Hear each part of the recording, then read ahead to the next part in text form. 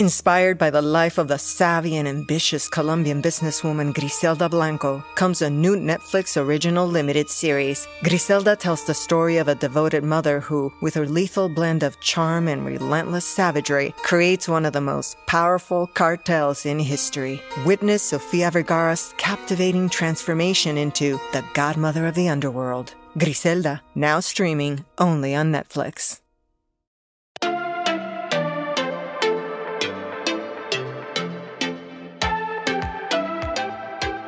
I want you to get that you need to take care of you so you can take care of other people. I want you to take care of you so you can be a gift to your family. I want you to not be one of those people that stumbles around in life.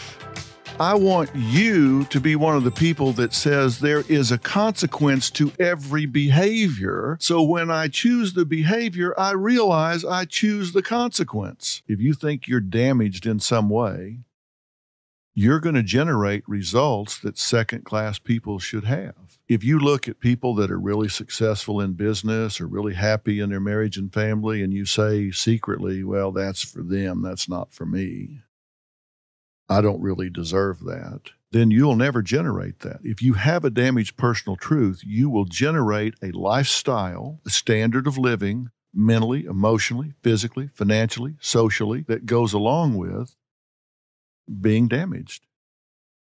Probably going to think that maybe I'm a pessimist or maybe I'm a little paranoid. The truth of the matter is I'm not. I'm actually an incurable optimist. But I'm an optimist because I think we can prepare for anything. And we always hear that life is a game, and I agree with that.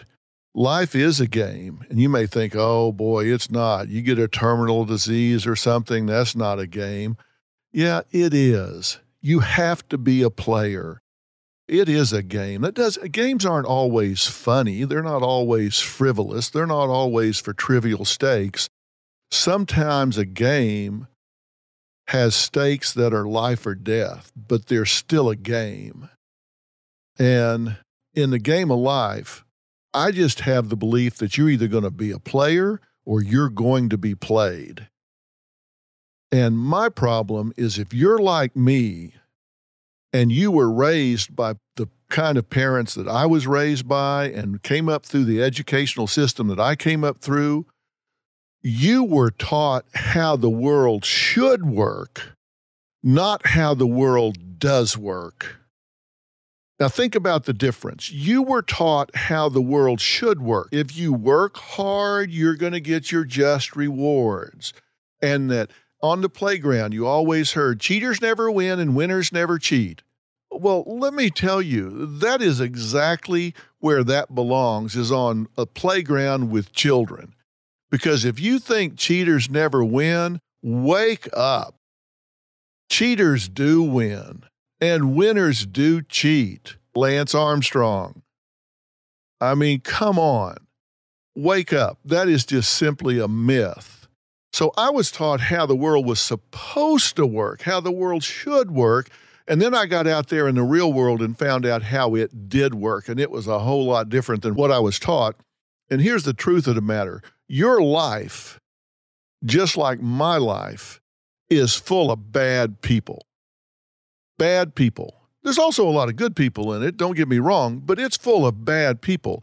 And most of us, and I was guilty of this for a period of time, most of us are stagnant. We're unwilling to take the initiative to get bad people out of our lives. We let days turn into weeks, weeks turn into months, months turn into years, and we just let those bad people stay in our lives.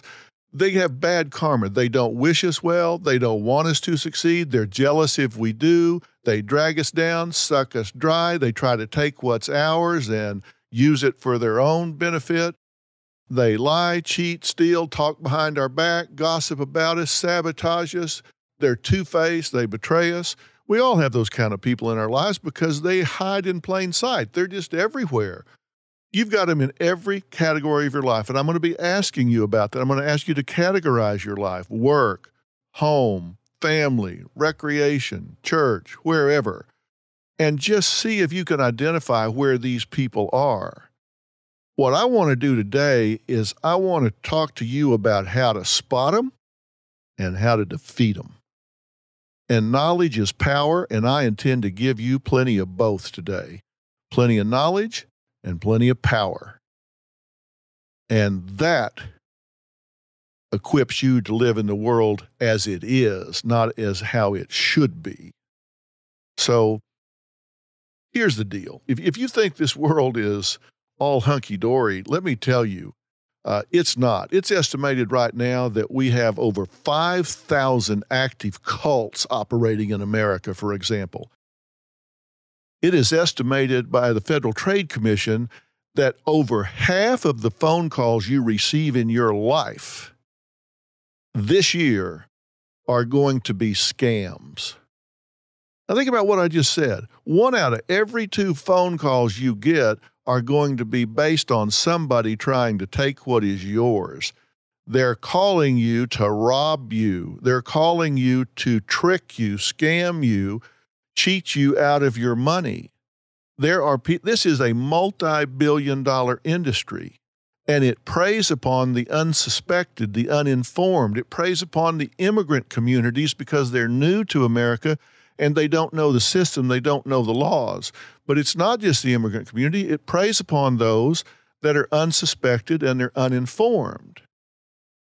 Now, I can tell you one of the things that I've done with the 2 boys that Robin and I have raised, Jay and Jordan, is I started out from the very beginning and I said, boys, one thing I want to teach you is to always be situationally aware.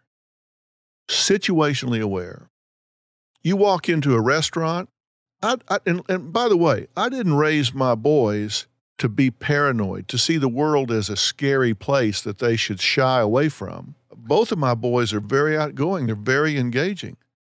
But they have confidence because they have awareness, because they go in wide-eyed open at what can go wrong. But I always taught them about situational awareness. Even if they just go into a restaurant, I always taught them, as soon as you walk in the door, scan the room and find the most unstable person, the most dangerous person in the room, and keep an eye on them. Look for the exits in a room.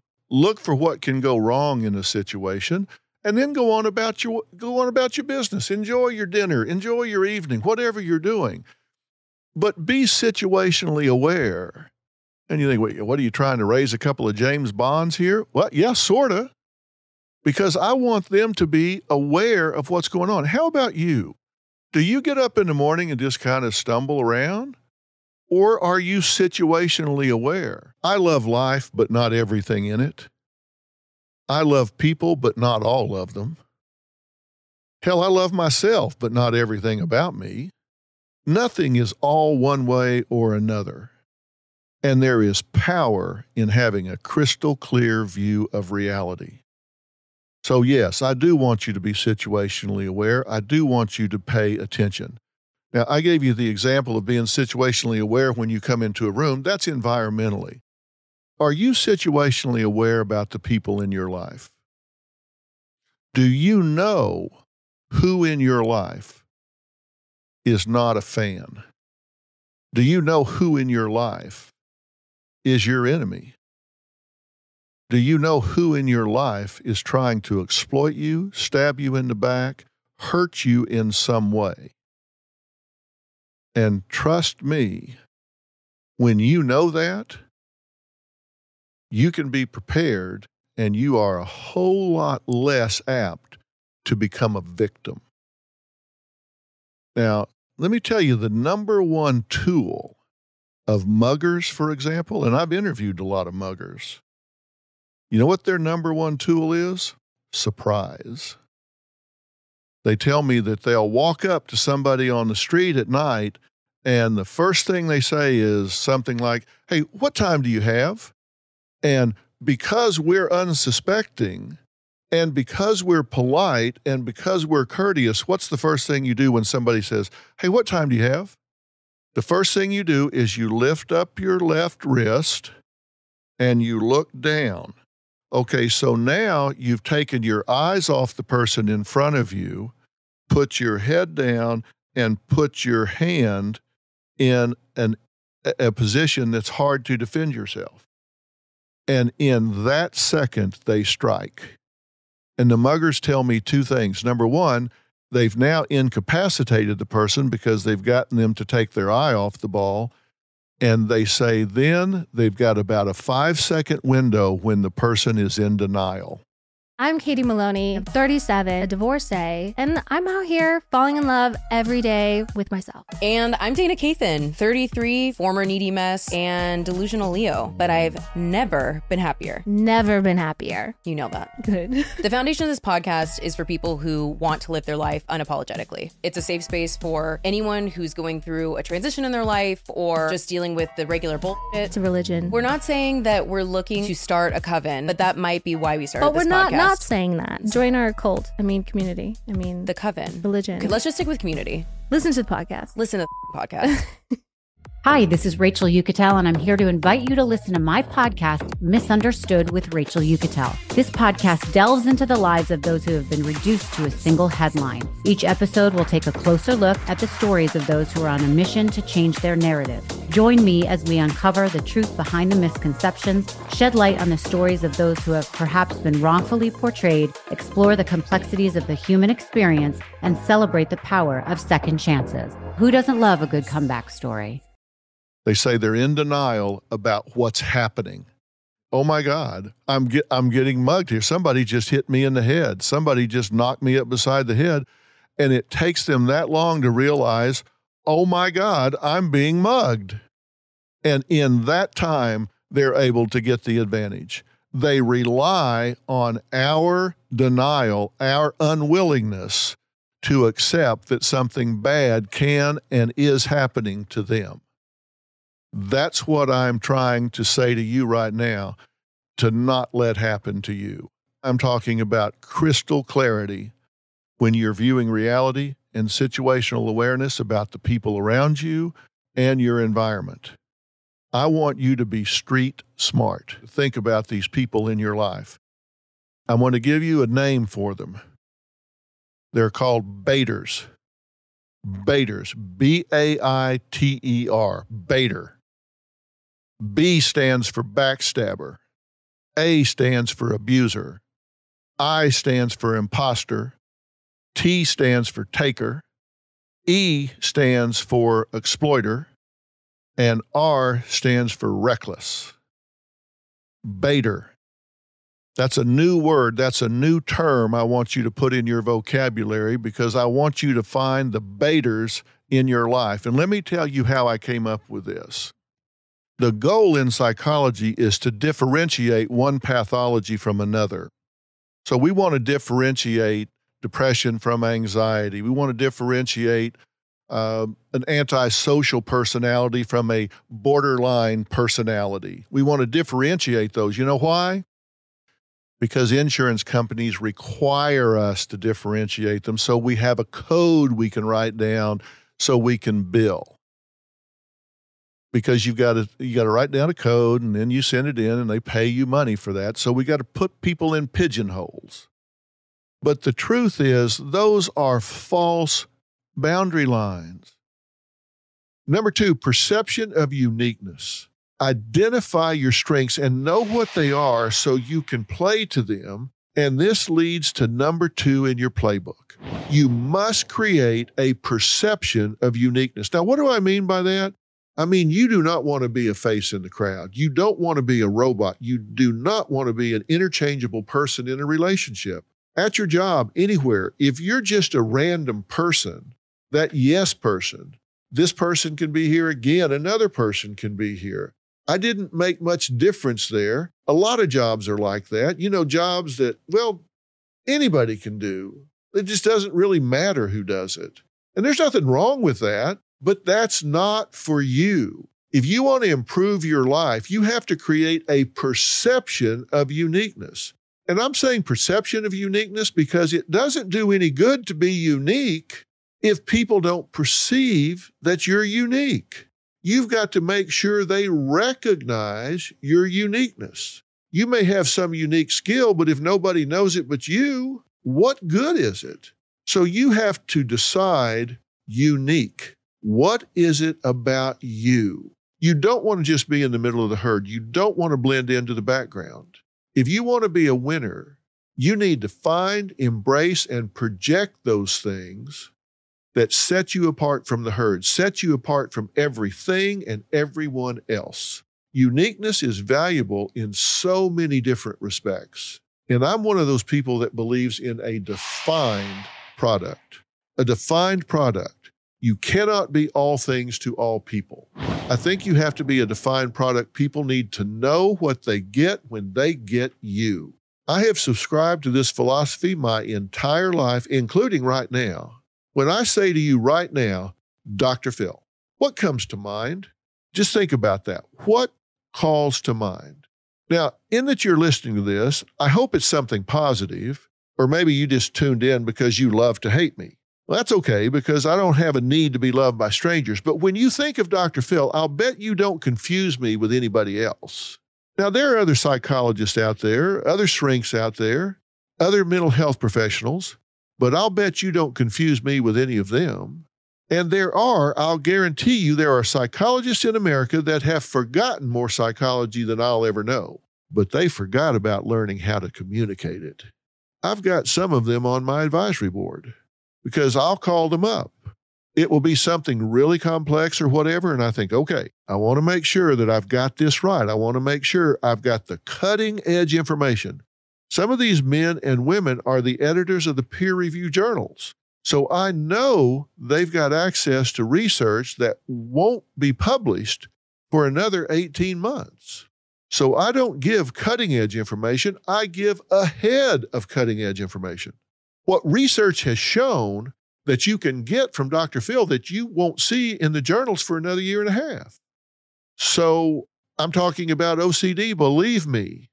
I've got up-to-the-minute information because I talk to people that know more about it than I do. There are some people that spend their entire career on that one disorder. I don't, but I know who does. So I bring these experts in. Now, when I say you're not going to confuse me with anybody else, there are people out there like John Gray. John Gray wrote Men Are From Mars and Women Are From Venus, or whatever the title of it was. I know John, very nice guy, a lot of wisdom, but you're not going to confuse the two of us because he's going to pat your hand and tell you it's going to be okay and why. And he's very effective at what he does, but we're very different, very different. You're not going to confuse me with him or him with me. I believe in a defined product. And look, you may think my defined product is I'm a barbarian. You may think I'm the second coming of common sense. And you're probably both a little bit right. But you don't confuse me, and that's what I want you to decide. What is it about you that's unique? What is it about you that sets you apart from the rest of the herd? If you want to win, you're going to have to be aggressive. The meek shall inherit the earth. But as the old joke goes, who will step up to claim it? The meek may inherit it, but none among them will step up to claim it. I want you to step up and claim it. And that's number 4. Learn to claim and accept praise and acknowledge it in a gracious way, but do accept it. Now think about that. Every strategy you embrace, every action plan you execute should be designed to distinguish you in a positive way. Right? I mean, you want to get noticed. You want to get ahead. I said you want to come up with an image that distinguishes you through your uniqueness, and you want to play big. That means you want to make waves. You want to make noise. You want people to notice you. And when they do, you're going to get praised. Maybe it's in your career. Maybe it's in your family. Maybe it's in your social circles, romantic relationships, whatever it is. But people are going to step up and praise you. Why is it that most people have a problem accepting compliments? Why is it that when somebody gets praised, somebody gets acknowledged, somebody gets the just rewards of everything they've worked to achieve, the typical response is, "Oh, shucks, weren't nothing," and dig their toe in the carpet like, "Oh, no, don't mention it, don't mention it." What the hell you mean, don't mention it? I've been working 6 months to get noticed here. Yes, do mention it. Mention it to everybody you know. Tell everybody you know what I did. You don't want to be one of those people that shies away from what you have earned. If you have earned the right to be praised, if you have earned the right to be acknowledged, then you need to graciously accept that. And for some reason, we have been taught humility. We shouldn't be embracing praise and acknowledgement. And I told you this isn't for the squeamish, because I'm telling you, you absolutely should. Humility is great in certain times, in certain circumstances.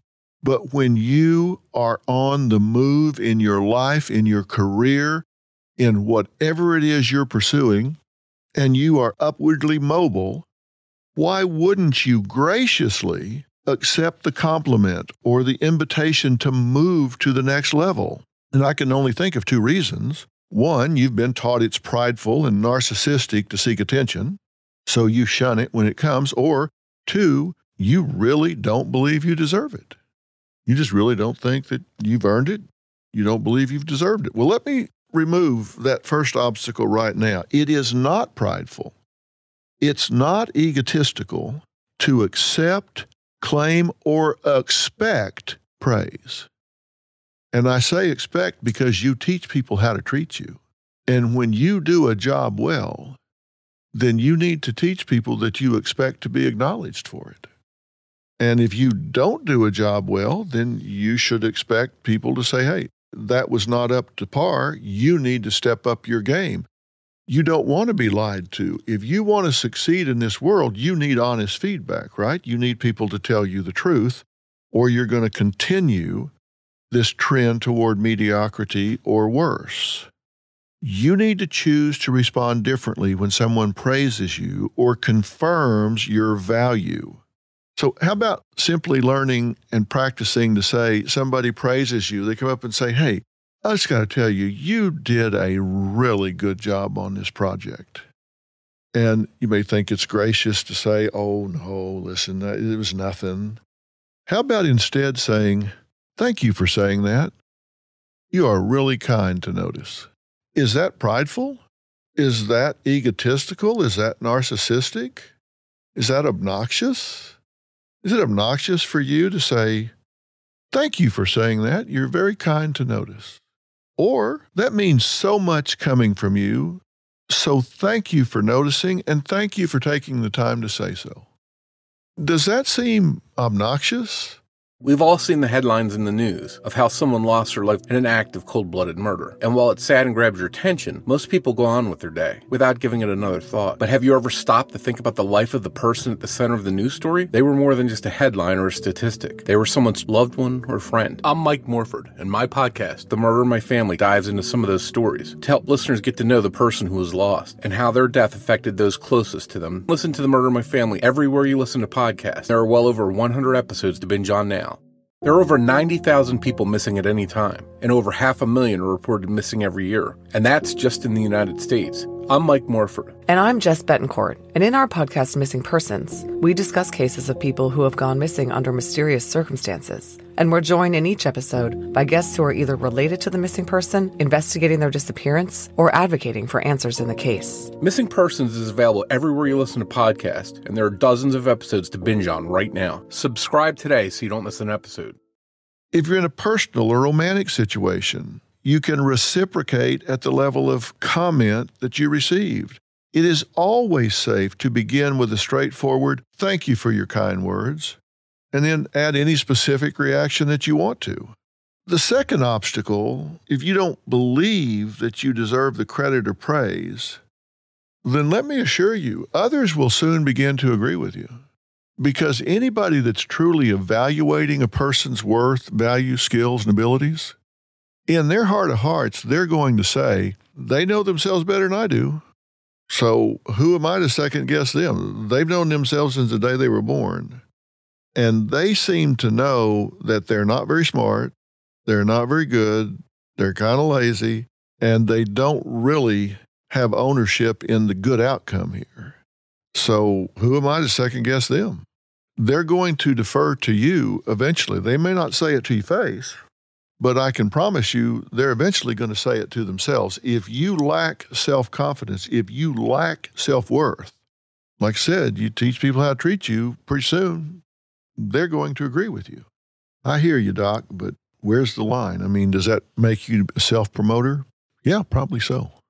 But if even you won't promote yourself, why would anybody else? I do Dr. Phil every day, 5 days a week, 52 weeks a year. People ask me, is this worth watching? What do you think I say? Oh, I don't know. I don't know. It's just something to do. I don't know. You think that's what I say? Absolutely not. I say, I absolutely believe it's worth watching. We really work to destigmatize mental illness in America. We give people common sense information delivered to their homes every day for free. And I think, in fact, that it is the highest and best use of television. Is that self-promoting? I hope so, because I intend to promote what I do because I believe in what I do. And if somebody sees me on the street and they come up and say, Dr. Phil, I just love your show. I love your message. I say, thank you. Thank you for saying that, because we take it real seriously. It's great to hear from you that you take time out of your day to watch. That means a lot. Why would you not do the same thing in your own life? And I'm asking you to do that because that's one of the things winners do. Number 5, you must become essential. Now, this goes with being unique. That means that there's something about you that distinguishes you from everyone else, and you want to be noticed, right? But what I'm talking about now is in whatever situation you're in, you want to be perceived as essential. And I'll give you a perfect example of what I'm talking about. I have had the same personal assistant for 40 plus years now, and her name is Barbara.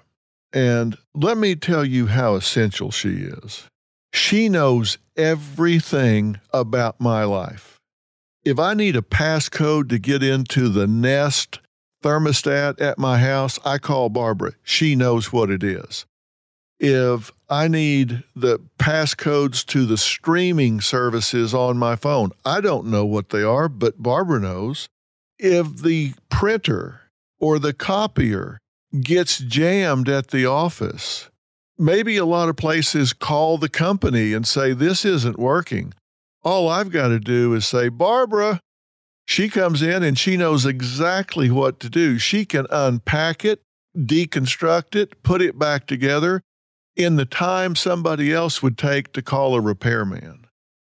She knows where every contract is, where every file is, how to fix every office machine. She knows what every phone number goes to. She knows who to put through, who not to put through. She is essential. It's like you would feel if you lost your phone. If Barbara took a week and just went totally off the radar, I guess they'd just have to put me in a medically induced coma. She knows everything. She is essential. And if somebody said, well, you're going to have to cut back here, you're going to have to get rid of some employees, she would be last on the list because she is essential in so many different areas. She is a jack of all trade and a master of most. She is essential, as opposed to somebody that maybe is a specialist. Somebody, they do this job or they do that job. She has made herself essential. Do people perceive you as being an essential member of your sociogram, an essential member of your work group, an essential member of whatever it is that you're involved in? And if you want to be a winner, if you want to be an important member of a team, you need to create the perception of being essential. And I say perception because it's not just enough to be essential. You have to make sure that people perceive you as being essential. That's what I mean about accepting praise. If somebody comes and says, wow, sure glad you're here because you know how to do, well, everything. You don't want to say, well, no, I mean, everybody kind of knows how to do all this stuff. Are you kidding me? Say, well, thank you for noticing. I've been here a long time and I've made it my job to learn, I guess, every job here. So thank you for noticing. You want to confirm? Yes, I am essential. Damn right. Common sense tells you that if they don't miss you when you're gone, chances are pretty good you're going to be just that, gone. I don't want you to just hope this doesn't happen to you. I want you to find actions you can take towards becoming essential, irreplaceable in whatever scenario you're in. And while we're talking about common sense, you want to guard and protect what you know. Do not give away the recipe to the secret sauce.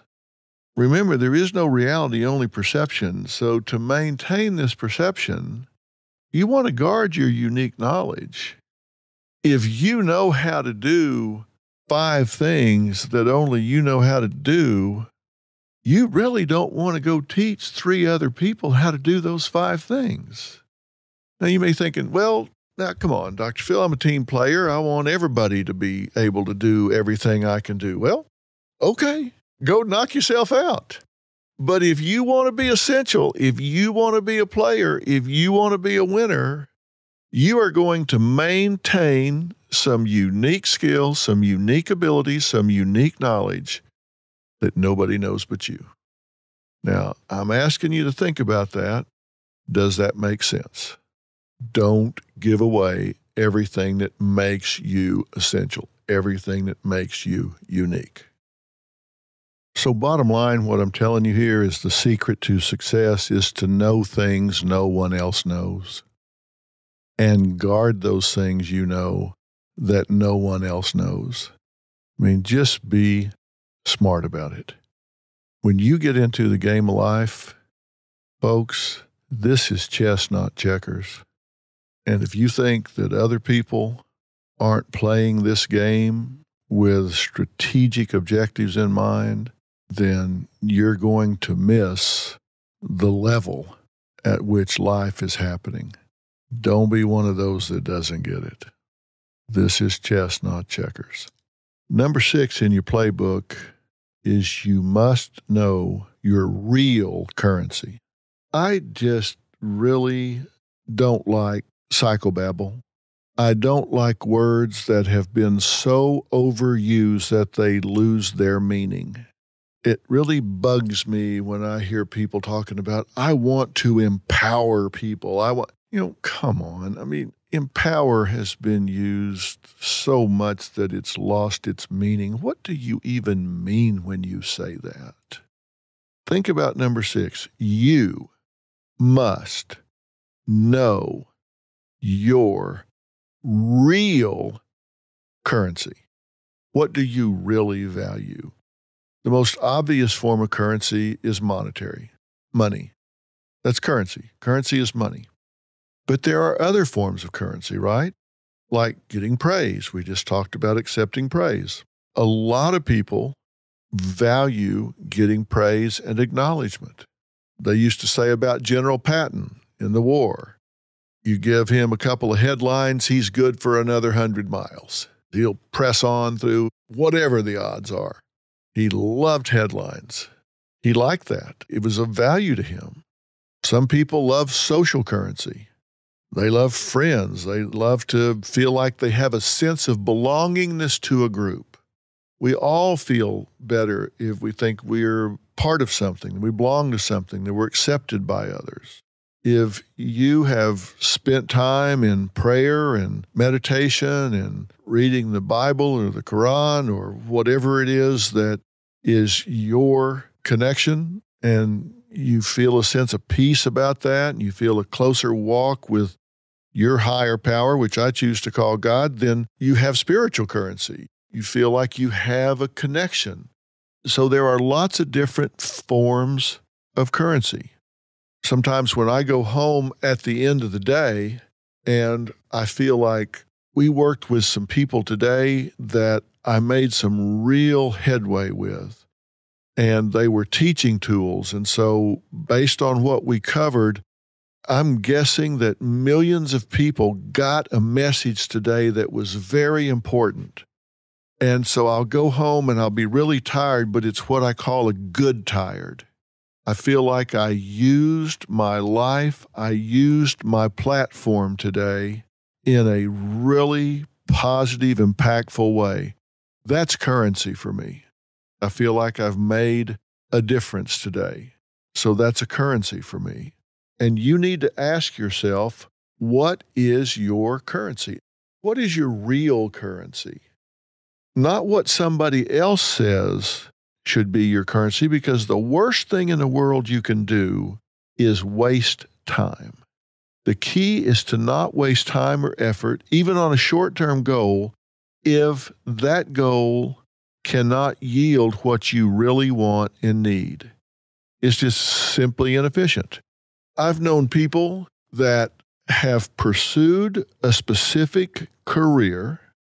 They've gone to school, gotten a degree, worked in that field, gotten to the top of their field, and been terribly unfulfilled because it was never what they wanted to do to begin with. It wasn't the currency that they wanted. I worked with a woman one time in a life skills seminar that had spent her entire life up to the age of 45 working as an attorney. And she was good at it. She was a good attorney. But her passion, what she really wanted to do, was dance on Broadway. That was her dream as a little girl. It was her dream in junior high, high school, college. She wanted to dance on Broadway. I said, why did you not? She said, well, life got in the way. My dad was an attorney. My grandfather was an attorney. My mother was a paralegal. Just our family were lawyers. That's just what we did. I was expected to be a lawyer. When I got through with school, I was expected to go join my father's law firm, and I just did what I was expected to do. And everything I do, I try to do well, so I was good at doing it. And now I'm 45 years old. Have you ever seen a 45-year-old dancer on Broadway? And I said, well, I don't know. I've never checked their IDs, but probably you're right. I don't know. It seems to be probably a young person's thing. And she said, well, so I guess I'm screwed. I said, well, maybe not. And so we worked on that and said, okay, what is it you love about this concept of dancing on Broadway? So well, I just love the creative parts of it, the expressive parts of it, the choreography, the costumes, just everything about it. It's what I wanted all my life. I said, well, have you ever thought about teaching dance in your community theater? Well, no. Well, let's think about that. And jump ahead in the story 2 years. Being a very skilled dancer, she volunteered in the community arts program. She became the head choreographer, and the first thing that she worked on was the Nutcracker for the Christmas program. And when I saw her 2 years later, and she had 20 or 25 young girls that she was working into this wonderful program that they were putting on, and you couldn't even get her feet on the ground. She was so fulfilled by finding a way to get that real currency. And most of these girls were from underprivileged homes. And her career as an attorney allowed her to buy every one of them the shoes they needed to dance, the tights they needed to dance, the leotards they needed to dance. She found a way to take what she had spent her life doing that she wasn't passionate about and use it to fuel what she was passionate about. And I asked her, I know this is a substitute. I know this isn't dancing on Broadway, but does it come close? And she said, the first time I sat on the side of the stage and watched those 22 little girls run out onto that stage and do what they did, it was my opening night. So she found a way to get her currency, to get her dream, even at 45 years of age. How about you? You have to decide that you will not take no for an answer. Don't tell yourself no. Don't let somebody else tell you no. And don't decide there is only one way to get the currency you want. Don't decide that you've blown it, that it's too late, because it is never too late. I said there were 16 things in the playbook. Number 14, you must deal only with the truth. You must deal only with the truth. Denial, trivializing things, minimizing things, that's for suckers. You have to deal with the truth. I don't care what it is that you're dealing with, whether it's parenting your kids, dealing with a crisis in your marriage, dealing with a crisis in your health. You have to deal with the truth. Winners deal with the truth. And you know when they deal with it at the first opportunity they have. They deal with the truth as soon as it presents itself. Now, that seems self-evident, right? Telling you that if you want to be a winner, one of your items in the playbook is you deal with the truth. You don't lie to yourself. But that's not as intuitively obvious as it may seem, because we tend, through something called perceptual defense,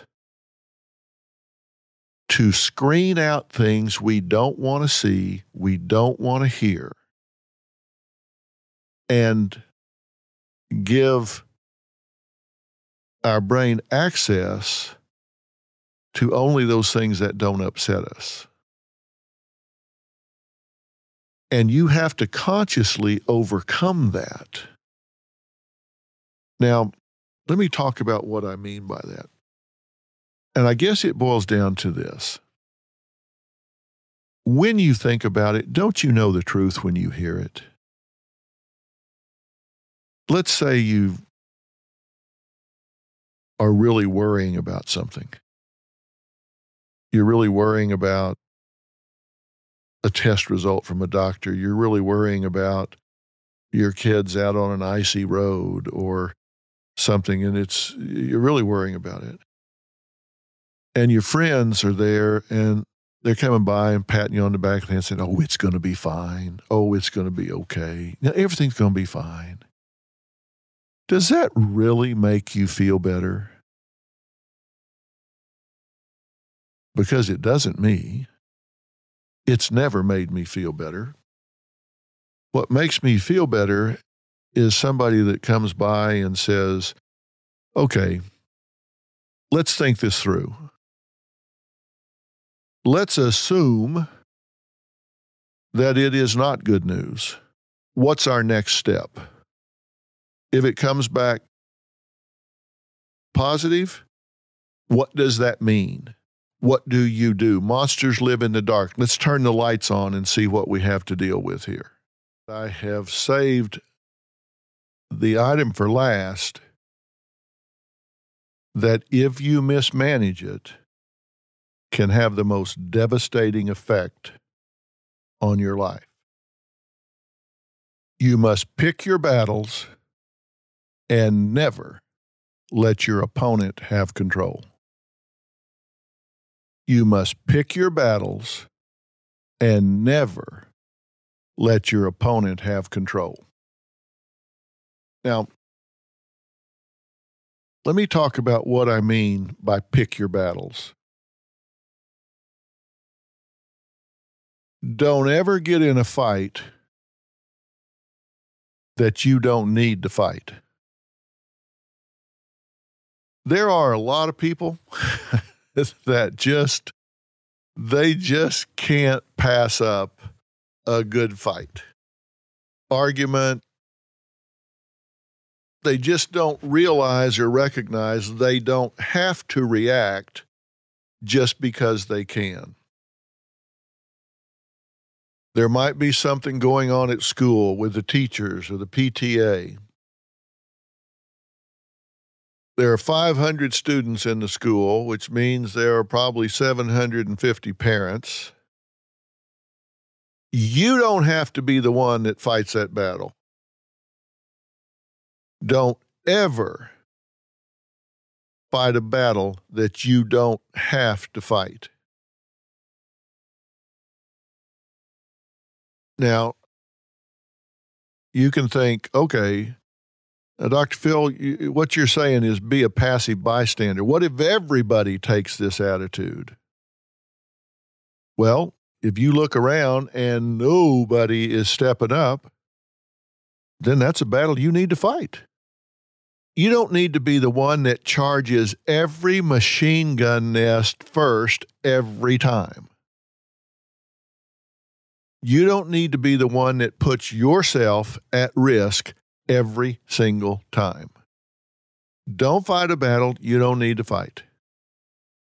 Fight your fair share, contribute, support, but you don't need to be the first one through the door every single time there's going to be a conflict. Don't ever fight a battle that you don't know you can win. Now, again, you're probably saying, oh, wait a minute. What are you saying here? I'm saying if you can't win the battle, don't fight it. Why fight a battle that you cannot win? Again, I'm not telling you how the world should work. I'm telling you how the world does work. Why fight a battle you can't win? If you know that you cannot win this debate, this argument with your boss, then why do it? Go at it another way. Find another approach. Co-opt him or her into your way of thinking. But don't choose to engage in a battle that you cannot win.